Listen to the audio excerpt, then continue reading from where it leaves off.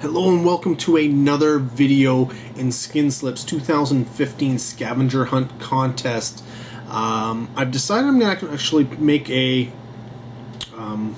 playlist with all these. So hopefully, you know what, if it doesn't come up as a playlist, you can at least get to it either by going through my channel, or I will put a link in the first video to the playlist as well. Otherwise, you can check down below. There will be a link to the first contest entry video, which will then have a link to all of the subsequent videos, which will get extra ballots, I guess, into the contest, and have links back to Skinslip's channel and the contest video. So if you want to check that out now, go down below. But if you're here for, I guess you call it part 2 of the criteria from the contest. And this time we are looking for a film with a color in the title. And I've decided to pick up and review for this one a film from 1985 that contains like racism, degradation, sexism, slavery, beatings, rape, incest, kidnapping. And like this is like pretty much like all in the first scene. And if you didn't catch what the film was from the opening, I don't even know what you'd call that, frame, picture, wording thing that I start off all the videos with, I'm talking about The Color Purple. This film, again, like I said, it's from 1985. It's directed by Steven Spielberg and adapted from the novel of the same name, Pulitzer Prize winning story, done by Alice Walker. The film was actually, Spielberg did this film in between Temple of Doom and Last Crusade. He also did another, there was 2 movies in there, but this was one of them. And really marked a big, like a change for him, because up until that point, I mean, he had E.T. and Raiders of the Lost Ark, and essentially a lot of, if you think about it, action-based things, Jaws, right? 1941, I guess that's technically, a comedy type thing, but anyways, this was a real jump, if you think about it, in terms of Spielberg films up until that point, because this is very much a drama. It's honestly, I love this film. I'm not going to bat around the bush. I love this film, and it was one of the, I think it's a film that everybody should see, and I think it's a film that everybody should show to their kids, especially if you've got 2 girls. Though it doesn't necessarily only go for that, because I'm not a girl and I still managed to get something out of it. The film stars Danny Glover. It's got like a star-studded cast. Well, they're star-studded now. Danny Glover, Oprah Winfrey,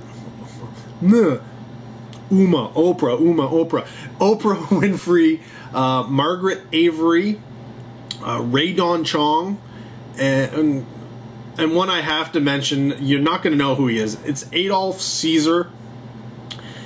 Honestly, I can't even say you would know him if you saw him, because you won't. But I had to mention him because he's a guy who actually did the voiceovers for the trailers for Blackula and Scream Blackula Scream, with a little bit of, whatever trivia for you. But he's also the voice of Seymour, Hot Wing. No, anybody from Silverhawks? So he actually did voicing in Silverhawks. So I had to mention him. But really, this film, the big thing about it is it also sports the film credit of introducing Whoopi Goldberg. And while it's technically not her first film she ever acted in, she did have one before that, which was an art film. But this is technically her second film, but it's her first feature-length, full-on film that got her not only into the eyes of Hollywood, but the eyes of the public at large. Because she's the center. She is the main character in this movie, and it.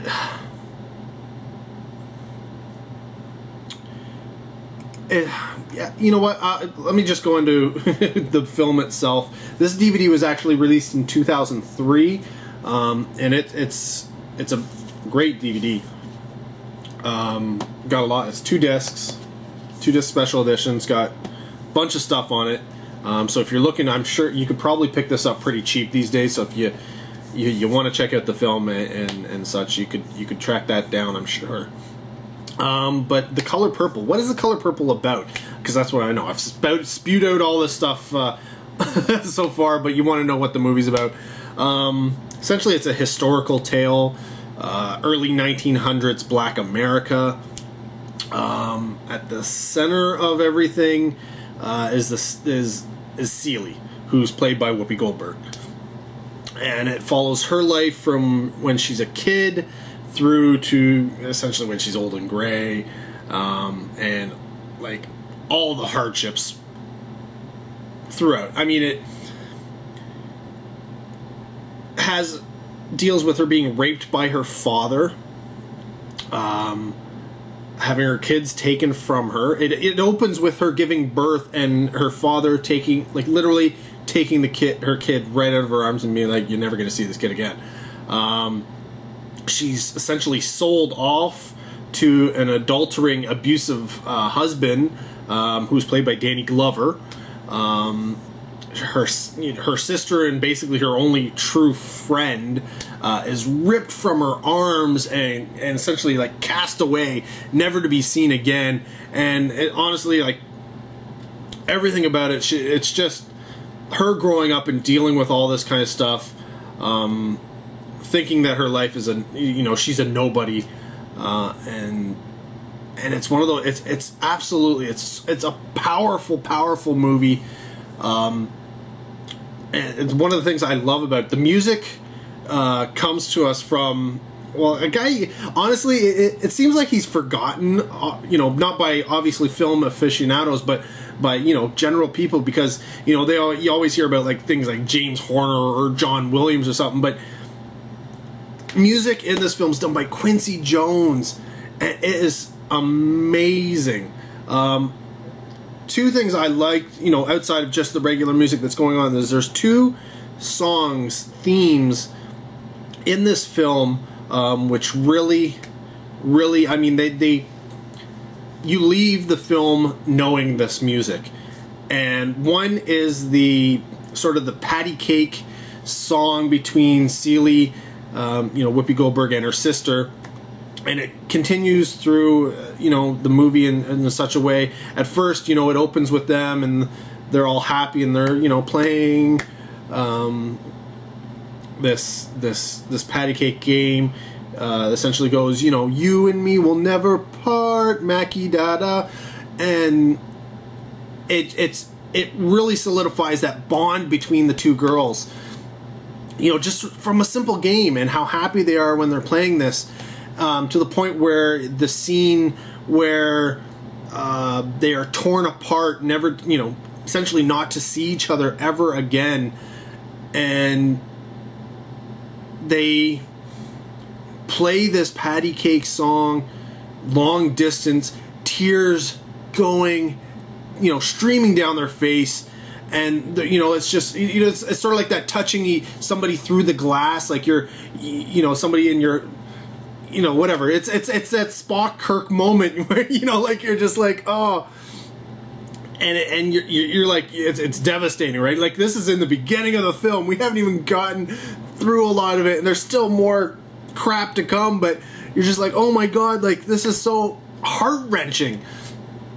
And it goes through that, and it's a powerful, simple little song, but it's the impact is there. honestly, it's like, it's funny. If I were to go to my sister, and I went up to her and saying that,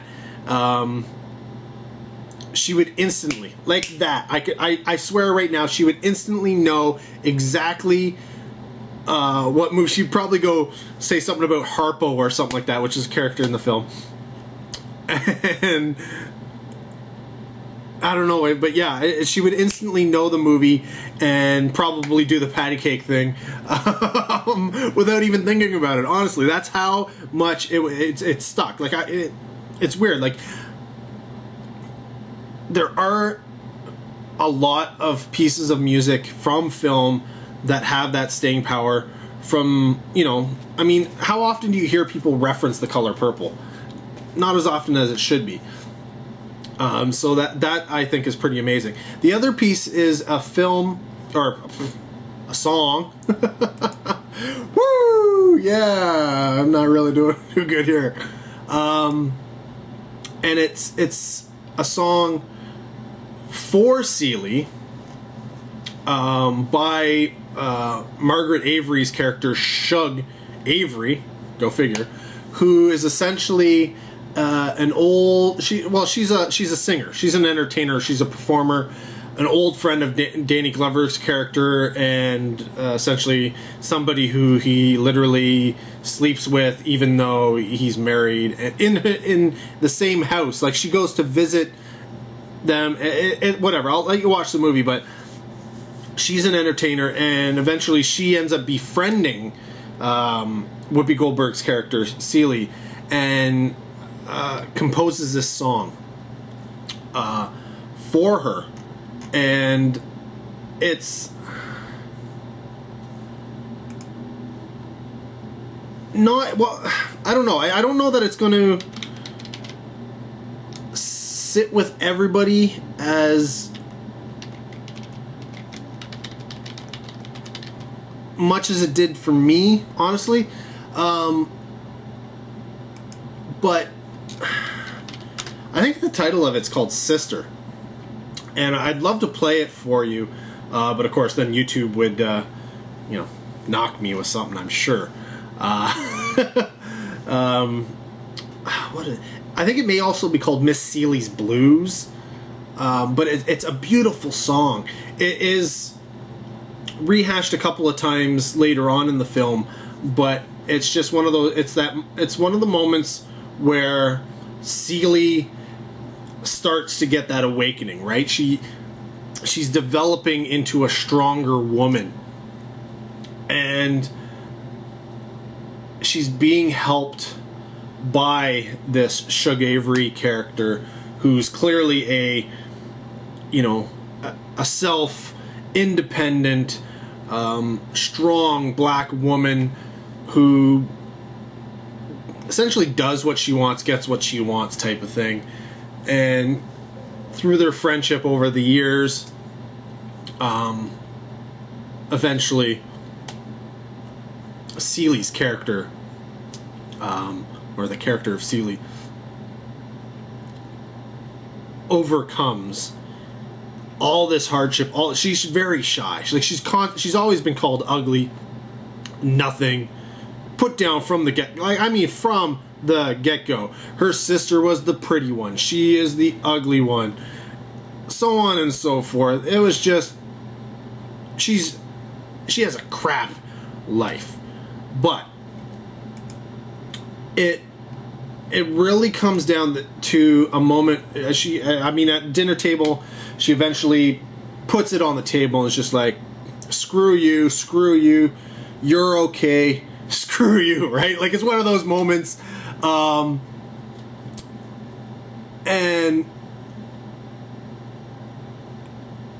honestly, this back and forth, there's a back and forth, and Albert, her husband, the Danny Glover character, says, "Who do you think you is? You can curse nobody. Look at you. You're black, you're poor, you're ugly, you're a woman, you're nothing at all." And she essentially comes back and says, yeah, I'm black, I'm poor, I'm ugly, but I'm here. Like, she's like, yeah, so what? Right? Like, it's such a good moment. And then from that moment on, it's like, obviously, it's the end of the film. She's getting her thing. And then honestly, the end, if you haven't cried already, you know, in this movie, by the end scene, if you are not tearing up and just like so happy, like tears of joy happy, honestly, I don't know. Like, even me, I don't cry at a lot of movies, but even I get, you know, like a little watery when it comes to that final scene, because it's just honestly, the performances in this, everybody just, it's like they nail their characters down. Like, they're so good. Whoopi does a fantastic job. Obviously, there's a reason why she managed to get to where she is now, and a lot of it has to do with this film. But yeah, it's honestly, if you have not seen The Color Purple, do so right away, because yeah, it is totally worth it. Again, link to the first video in this contest series down below.